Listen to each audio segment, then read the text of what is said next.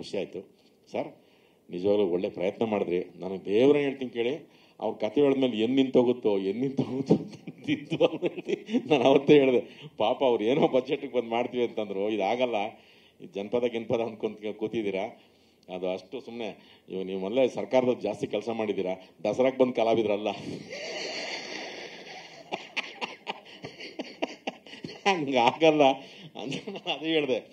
ಈ ದಸರಾಕ್ಕೆ ಬರ್ತಾರಲ್ಲ ಈ ಜನಪದ ಕಲಾವಿದರು, ಆದ್ರದೇ ಹೋಗ್ರಿ ಕೊಡ್ಕೊ ಬರ್ತದೆ, ಹೋಗ್ರಿ ಅಂತಂದ್ರೆ ಅವ್ರು ಟಿಟಿಲಿ ಹತ್ಕೊಂಡು ಮುಂದಕ್ಕೆ ಹೋಗಿರ್ತಾರೆ. ಹಂಗಾಗಲ್ಲ ಅಂತಂದ್ರು. ಅವರು ಇವರು ಮಾಡ್ಕೊಂಡು 5 ಲಕ್ಷ ಜನ ಇರೋ ಜಾಗಕ್ಕೆ ಅದು ಎಂತ ಜತ್ತಲ್ಲ, ಹುಲಿಜತ್ತು ಊರೇ ಚೆನ್ನಾಗಿದೆ. ಮಹಾರಾಷ್ಟ್ರ ಅದು ಸಂಪೂರ್ಣ ಕನ್ನಡಿಗರು ಇರೋಂಥ ಜಾಗ, ಕನ್ನಡಿಗರು ದೇವಸ್ಥಾನ. ಪೂಜಾರಪ್ಪನವರು ಅವರು ಇವರು ಎಲ್ಲ ಅಲ್ಲಿ. ಇವ್ರು ನನಗೆ ಫಸ್ಟ್ ಈ ನವ ಮಾಸ್ಟರ್ ಮೇಲೆ ಸಿಟ್ಟು ಬಂದ್ಬಿಟ್ಟು ನನಗೆ,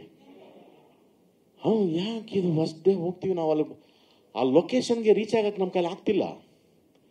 ಏನು ಮಾಡೋದು, ನಾನು ಸ್ವಲ್ಪ ಸಂಪತ್ತು ಇಬ್ರು ಕೂತಿದ್ವಿ, ಏನು ಮಾಡೋದು ಅಂದ್ಕೊಂಡು ಆಗಲ್ಲ. ಸುಮ್ಮನೆ ನೆನೆಸ್ಬಿಟ್ಟು ಸುಮ್ಮನೆ ಕೂತಿದ್ವಿ. 10 ಆಯ್ತು, 11 ಆಯ್ತು, 12 ಆಯ್ತು, ನಾವು ಏನು ಮಾಡೋಣ ಅಂತ. ಬನ್ನಿ ನಡ್ಕೊಂಡೋಗಂತ ಬನ್ನಿ ಅಂತ ಹೇಳ್ಪ. ನಾನು ಸಂಪತ್ತು ಒಂದು 2 ಕಿಲೋಮೀಟ್ರು ಬರೀ ವೆಹಿಕಲ್ಲೇ ನಡ್ಕೊಂಡು ಬಂದ್ವಿ. ಅವರು ನೋಡಿದ ತಕ್ಷಣ ನನಗೆ ಸಿಟ್ಟು ಬಂದು, ಮಾಸ್ಟ್ರೇ ನಿಮ್ಗೆ ಏನು ಮಾಸ್ಟರ್ ಬುದ್ಧಿ ನಿಮಗೆ ಸಿನಿಮಾಗತ್ತಾ ಮಾಸ್ಟ್ರೇ ಅಂತ.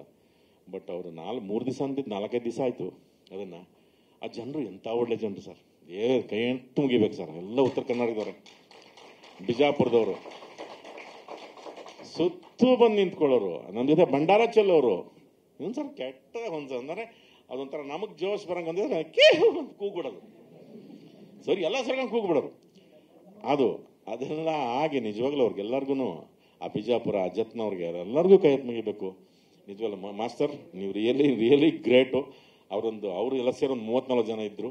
ಹಾಗಾಗಿ ಆ ಸಾಂಗ್ನ ಮುಗಿಸ್ಕೊಂಡು ಬಂದ್ವಿ. ನೀವೆಲ್ಲ ನೋಡಿದ್ರಿ, ಇಷ್ಟಪಟ್ಟಿದ್ದೀರಿ ಅನ್ಕೋತೀವಿ. ಒಂದು ಕಷ್ಟಪಟ್ಟರು ರಾಜ್ಕುಮಾರ್ ಅವರೇ. ಮೊದಲನೇ ಸಿನಿಮಾ ಹೊಯ್ಸಳ ಸರ್, ನಿಮ್ಮ ಹೆಸರೇ ಹೊಯ್ಸಳ. ಹೊಡೆದ್ಬಿಡಿ, 100 ಪಿಕ್ಚರ್ ಮಾಡಿ, ಒಳ್ಳೇದಾಗಲಿ. ಇನ್ನು ಒಂಥರ ಇಡೀ ಕರ್ನಾಟಕವೇ ಸೇರಿದೆ. ಮಂಗಳೂರು, ಗದಗ, ಬಿಜಾಪುರ, ಶಿವಮೊಗ್ಗ ಎಲ್ಲ ಸೇರಿದೆ.